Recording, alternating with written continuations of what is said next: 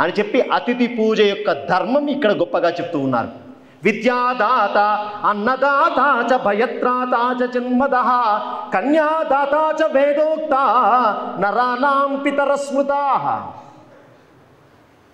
లోకములో తండ్రులు ఎవరు అన్నారు అంటే జన్మ ఇచ్చినవాడు తండ్రి కదండి అంటారు. జన్మ ఇచ్చినవాడు తండ్రి, కానీ తండ్రితో సమానంగా చెప్పబడుతున్నటువంటి పూజనీయ స్థానాలు కొన్ని ఉన్నాయి. కన్యాదాత, నీకు జన్మ ఇచ్చినటువంటి తండ్రి ఎంత గొప్పనైనటువంటి పూజ్యుడో, అమ్మాయినిచ్చి పెళ్లి చేసినటువంటి మామగారు కూడా నీకు తండ్రి అవుతాడు, పితృస్థానంలోకి వస్తాడు. అందుకే పెళ్లి చేసినప్పుడు మాత్రమే కాళ్ళు కడగడం, తర్వాత తెల్లవారు నుంచి మామగారు వచ్చారంటే అల్లుడు లేచి నమస్కారం చేయాలి. ఆయన పితృస్థానంలోకి వస్తాడు. తండ్రి ఎంత గొప్ప గౌరవమో అంత గొప్ప గౌరవం ఇవ్వాలి. అంతేకాదు అన్నదాత,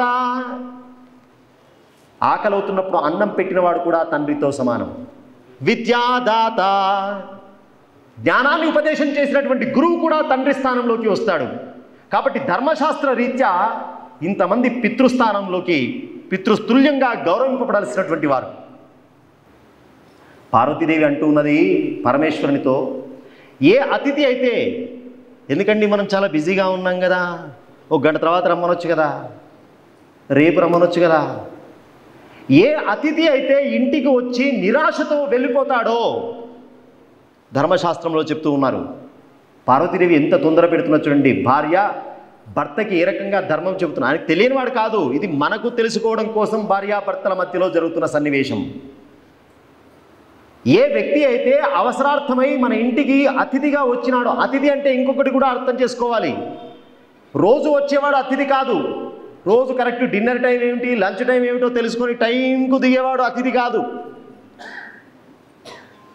ఊరు తెలియదు, పేరు తెలియదు, మన సంబంధం తెలియదు, ఎవరో వచ్చారు, అన్నోన్, అతిథి దేవోభవ అంటే అది అర్థం.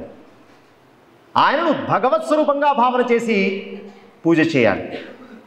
ఒకవేళ అలాంటి అతిథి వచ్చినా మేము చాలా కార్యక్రమంలో ఉన్నాం అని చెప్పి ఏ అతిథి అయితే ఏ గృహస్థుడి ఇంటి నుంచి నిరాశగా వెళ్ళిపోతాడో ఆ ఇంటికి పితృదేవతలు రారు.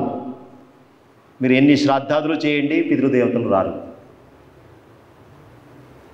ఆ ఇంటి లోపట లక్ష్మీదేవి స్థిరంగా ఉండదు. అంతేకాదు, ఏ అతిథి అయితే నిరాశగా ఇంటి నుంచి వెళ్ళిపోతాడో, ఇంకా సామాన్యంగా వచ్చిన అతిథి, ఇంకా చదువుకున్నవాడు, ఏ అతిథి అయితే నిరాశగా ఇంటి నుంచి, గృహస్థుడు ఇంటి నుంచి వెళ్ళిపోతాడో ఆయన వట్టి చేతులతో వెళ్ళిపోడు. మనం సంపాదించుకున్న పుణ్యమంతా ఆయన అకౌంట్లో వేసుకొని పోతాడు.